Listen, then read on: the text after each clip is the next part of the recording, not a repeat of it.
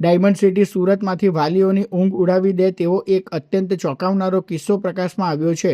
સુરત શહેરના પોસ્ટ ગણાતા city light વિસ્તારની એક અંગ્રેજી માધ્યમ શાળામાં અભ્યાસ કરતા 14 વર્ષના વિદ્યાર્થીએ લખેલી આત્મહત્યાની ચિઠ્ઠીએ સમગ્ર પંથકમાં ચકચાર મચાવી છે। આ માસૂમ બાળકે પોતાની ચિઠ્ઠીમાં શાળાના પ્રિન્સિપલ અને શિક્ષિકા પર ગંભીર આક્ષેપ કર્યા છે।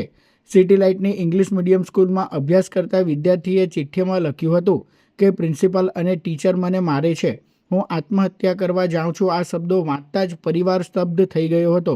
વિદ્યાર્થીનો આરોપ છે કે છેલ્લા 1 વર્ષથી શાળાના પ્રિન્સિપલ અને એક શિક્ષિકા તેના પર માનસિક અને શારીરિક અત્યાચાર ગુજારી રહ્યા છે અને તેને સતત માર મારવામાં આવે છે।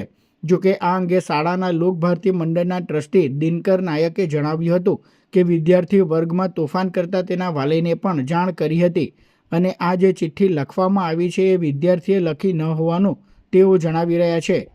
હા, હવે આ વિદ્યાર્થી વર્ગમાં તે વેળા બી તોફાન કરતો હતો અને 2025માં એમના વાલીને પણ 2-3 વાર બોલાવવામાં આવ્યા હતા। આમ તો પેરેન્ટ્સની સાથે મિટિંગ થાય ત્યારે વાલી ઘણીવાર હાજર રહેતા નહીં હતા, પણ એમને સ્પેશિયલી બોલાવવામાં પણ આવ્યા હતા અને વાલીને બી ખબર આપવામાં આવી હતી। એટલે વાલીએ કીધું હતું કે હવે અમારો બીજી વાર આવી ભૂલો નહીં કરશે।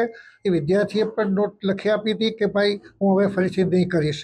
હવે જે કોઈક અત્યારે સુસાઇડ નોટની વાત તો ચાલે છે એ અમારે તો સ્વાભાવિક રીતે વાલી લઈ ગયા છે એટલે અમારી પાસે નથી, જોવા નથી આવી, પણ આચાર્યશ્રીએ કીધું કે આ નોટ્સ મેં જોઈ છે અને આ વિદ્યાર્થીના જે હસ્તાક્ષરો છે નોટબુકમાં તે અને એ વિદ્યાર્થીએ 2025માં તોફાન કરતાં જે લખી આપેલું છે તે ના અક્ષરો જોતા એ બંને અક્ષરો તદ્દન જુદા છે અને આ છોકરાનું કેલિબર અમે જે પ્રમાણે જાણીએ છીએ તે પ્રમાણે જોતા આ જે સુસાઇડ નોટ લખાઈ છે એ કોઈક બીજાએ જ લખી આપી હોય એવું ચોક્કસ દેખાય છે।